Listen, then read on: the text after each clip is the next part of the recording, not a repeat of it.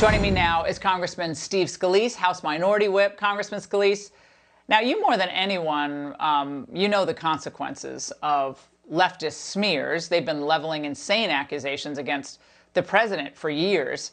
And now they turn around and bash Trump's rhetoric as incendiary and even dangerous? Yeah, Laura, when you look at all of the different things that were said by Democrats through the summer of love, as they called it, mostly peaceful protests where cities were getting burned down, where cops were being murdered left and right. Look, violence of any kind needs to be decried.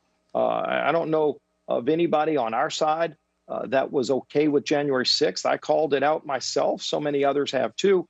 The difference is during the summer when we were calling out that violence that was happening in all these cities with Antifa, with all the Democrat officials encouraging them to do it and saying they would bail people out if they were arrested being part of those mobs.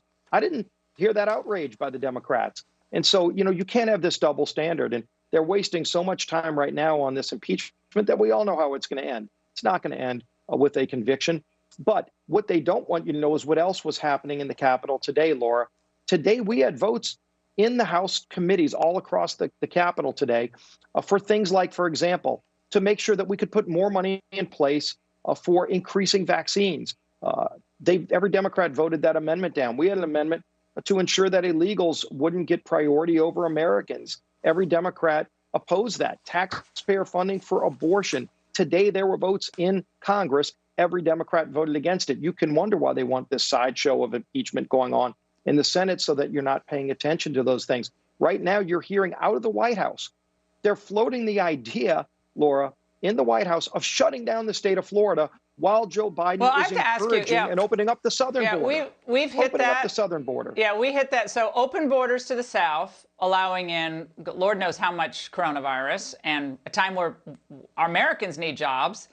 Apparently, we have more jobs than we ever knew because we can bring in a bunch of illegal immigrants. They're killing all the energy jobs. They're shutting down schools and destroying the future for these young kids. The science clearly says do it. They keep saying follow the science until their own scientist from the CDC director sitting in front of the CDC logo during a press conference said you can safely reopen schools. And you saw the White House's reaction. They said, oh, no, they don't speak for us. Wait a minute. What about the science? Of course you can safely reopen schools. Yeah. This is what's going on, Laura, that they don't want you to know about. I have to ask you about this teeth gnashing, mostly by the Democrats, about the future of the Republican Party. Okay. And they point to, a few Republicans here and there who are promising to start separate groups and raise money. And these are congressmen that Kinzinger and company.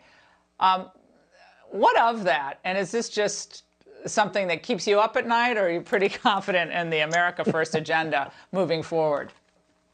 Yeah, look, what keeps me up at night are the people whose futures are being crushed by mostly liberal governors and mayors that are shutting down cities, destroying small businesses and the hopes and dreams of millions of Americans who used to have a really good job, who don't anymore because of their bad decisions. The bombshell that was dropped tonight in New York, where one of the top aides to Governor Cuomo admitted that they hid data on so many thousands of people who lost their loved ones in nursing homes, and they won't even show you the data. The families that have been begging for this, are you going to demand that the Biden DOJ open up an investigation on what was admitted to tonight in New York City, that they were hiding data from the federal government? Will you demand, along with your fellow Republicans, that DOJ open up an investigation on Cuomo? Yeah, I've been calling on them to do that for a long time, for months. We've been calling on Governor Cuomo, just show the data. Yeah, you don't need an act of Congress, but he won't do it. But now it's even been shown.